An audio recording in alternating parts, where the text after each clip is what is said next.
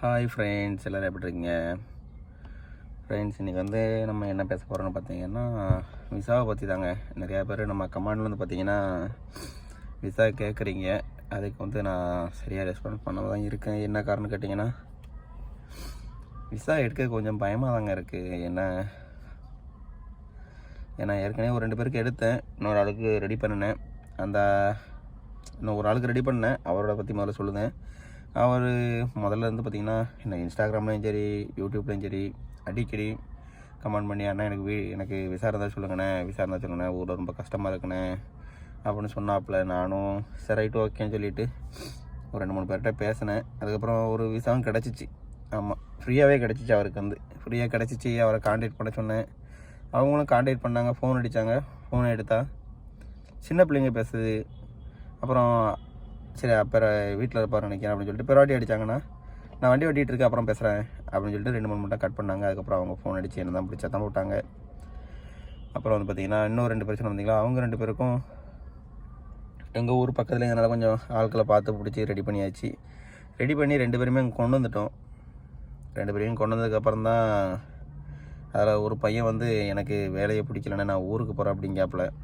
ஊரில் இருந்து கேட்கையில் வந்து என்ன வேலையாக இருந்தாலும் பரவாயில்லண்ணே, டிரைவர் வேலை தான், வேறு ஒன்றும் கிடையாது. டிரைவர் வேலை தான். ஒரு ஆளுக்கு டிரைவர் வேலை, ஒரு ஆளுக்கு வந்து திவானி வேலை, மற்ற எந்த வேலையும் கிடையாது. அந்த டிரைவர் வேலை பார்க்குறவர் வந்து என்ன வேலையாக இருந்தாலும் பரவாயில்லண்ணே, நான் பார்க்குறோம்ண்ணே, எனக்கு வேலை மட்டும் வாங்கி கொடுங்கன்னு சொன்னாப்புல.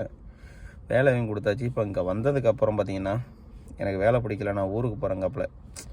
வந்து 1 மாதம் தான் ஆகுது.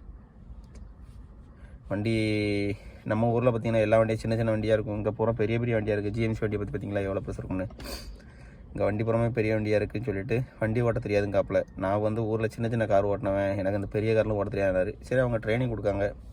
அவங்க ட்ரைனிங் கொடுக்க மாட்டாங்களா, முதல்ல ட்ரைனிங் கொடுத்தாங்க. இவர் ஊருக்கு போகிறதுக்காண்டி ஒவ்வொரு காரணமாக சொல்லுதார். இப்போ என்னென்னா உடம்பு சரியில்லை அப்படிங்காரு, எனக்கு சாப்பாடு சரியில்லைங்காரு. இங்கே உள்ள சாப்பாடு வந்து பார்த்திங்கன்னா இந்த மஜ்பூஸு, இந்த ஒயிட் ரைஸில் வந்து இந்த கறிகளில் வேகப்பட்டு வச்சுருப்பாங்களா, அந்த மாதிரி சாப்பாடு தாங்க இருக்கும். குழம்புலாம் இங்கே தரமாட்டாங்க.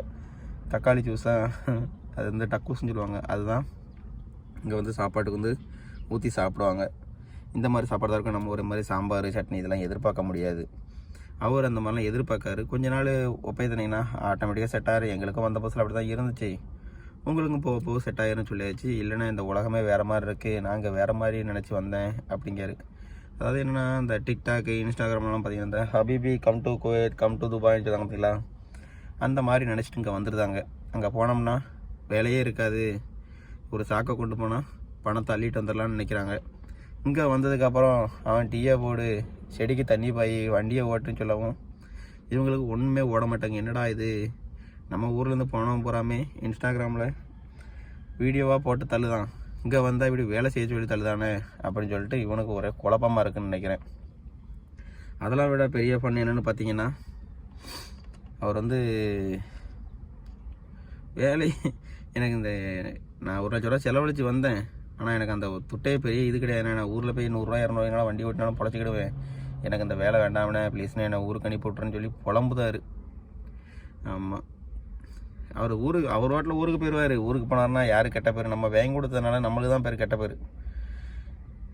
ஏன்னா சரியில்லாத இடத்துல கொண்டு தள்ளிட்டாம்பாங்க. ஏன்னா இவர் ஊருக்கு போயிட்டாருன்னு வச்சுங்களேன், இவர் செஞ்ச தப்புகளை வந்து சொல்ல மாட்டாங்க வெளியே.